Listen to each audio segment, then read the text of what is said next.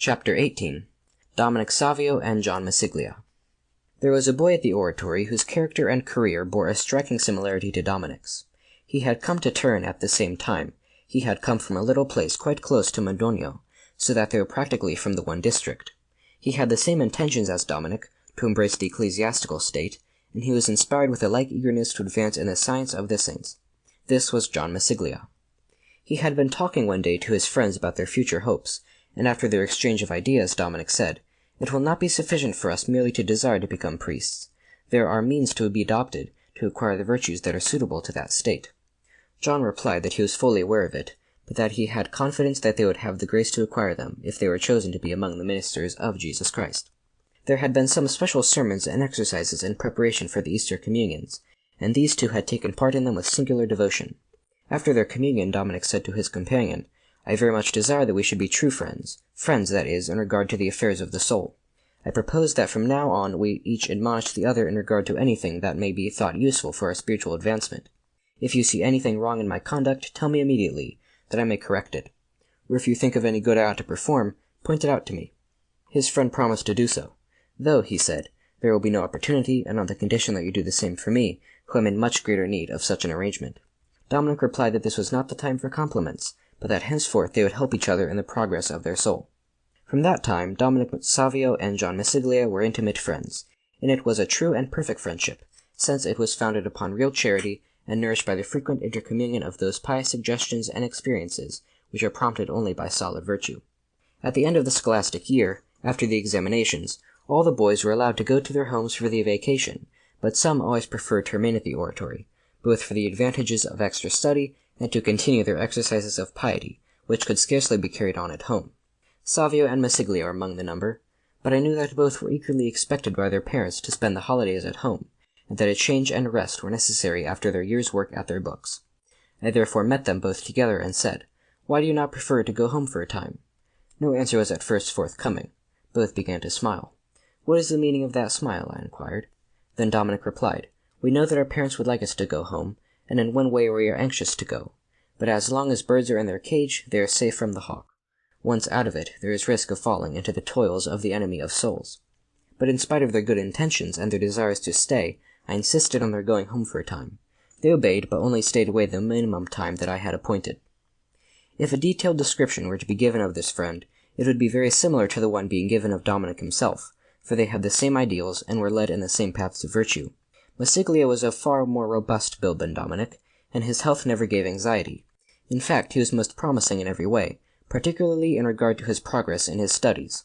He had finished his course of rhetoric and had received the clerical habit, for which he had so ardently longed, but he was destined to enjoy his happiness only for a few months. Some indisposition, slight though it appeared to be, caused us to insist on his studies being laid aside for a time, and as he did not appear to recover, he was sent to his native place, by the advice of the doctors. While there, he wrote to his friend the following letter. "My dear friend, when I left the oratory, I thought I should be away only for a short time, so that I did not think it necessary to bring any books or school things with me. But now it appears that my recovery will take time, and in fact the issue of my illness is quite uncertain. The doctor says I am improving, but I think I am gradually getting worse. We shall see which of us is right. My chief regret is that I must be away from the oratory and from you, and have had to give up most of the exercises of piety which we used to practice.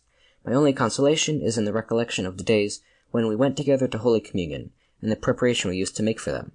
However, although we are to be separated in body, we shall remain united in heart and spirit. I want to ask you to get from my desk some manuscripts and the Latin copy of the Imitation of Christ, which is beside them, and send both on to me. You may imagine how tired I am of doing nothing. The doctor will not hear of my studying at all. I have plenty of time for consideration, and often wonder whether I am to be cured, or to go back again to the oratory, or whether this is destined to be my last illness. In any case, I feel ready to submit with joy to the holy will of God. If you have any suggestion to make, tell me of it. Do not forget to pray for me, and if we may not have the opportunity of enjoying our former friendship, I trust we shall enjoy together one day a happy eternity. Remember me to all my friends, particularly to the Sodality of Our Lady Immaculate. Believe me, your affectionate friend, John Masiglia." Dominic at once carried out his friend's request, and enclosed the following letter. "My dear Masiglia, your letter was a source of consolation to me, and all your friends, for it at least showed that you were alive, a fact which we were beginning to doubt, and did not know whether to sing the Gloria Patri or the De Profundis. The things you have asked for are being sent. I will only remark that though Thomas à Kempis is a good friend, he is dead and gone. You must search for him in his writings, and make his counsel living again by putting it into practice. I see that you are desirous for the opportunities we have here for the performance of the spiritual exercises. You are right. When I am away from the oratory, I feel the same need. I used to try to make up for it by visiting this blessed sacrament every day, and getting some companions to go with me if they would. Besides the Imitation, I used to read The Hidden Treasure by St. Leonard of Port Maurice. You could do the same, perhaps, if you feel disposed. You say that you do not know whether you will return to the oratory or not. Truth to tell, I also feel that my health is showing alarming symptoms, and I have a presentiment that I am advancing with rapid strides towards the end of my studies and of my life. We can at least pray for each other, that we may have the grace of a happy death. Whichever one of us goes to heaven first must prepare a place for the other, and will be able to stretch out a helping hand to lead him to his heavenly home. May God keep us in his grace, and help us to become saints, for we may not have long to live. All your friends are longing for your return to the oratory, and send their kind remembrances to you. For myself, I remain your most affectionate friend, Dominic Savio. The illness of young Masiglia, as we have said, appeared slight at first. More than once he seemed quite recovered, but again relapsed until he was quite suddenly brought to the point of death. Father Vaffray, who was his director while at Mondogno, writes, he had time to receive the last comforts of religion, and did so with greatest edification. He died the death of the just man who leaves this world to go straight to his reward. Savio was profoundly grieved at the death of his close friend, and although resigned to the will of God, he mourned his loss for some time. It was almost the only occasion that I had seen his gentle face covered with the tears of sorrow. His one consolation was to pray for his friend's soul, and to get others to pray for him. More than once he said, Masiglia has gone to join Gavio in heaven. When shall I go to join them in the bliss of paradise? As long as Dominic lived, he had his friend often in mind, particularly at Mass and at the spiritual exercises. He never ceased to recommend to God the soul of that friend who, he felt, had been of such assistance to him. In fact, this loss had more serious results than one would think, for it seriously affected the already weakened frame of the friend and his health, which had never been robust. End of chapter 18.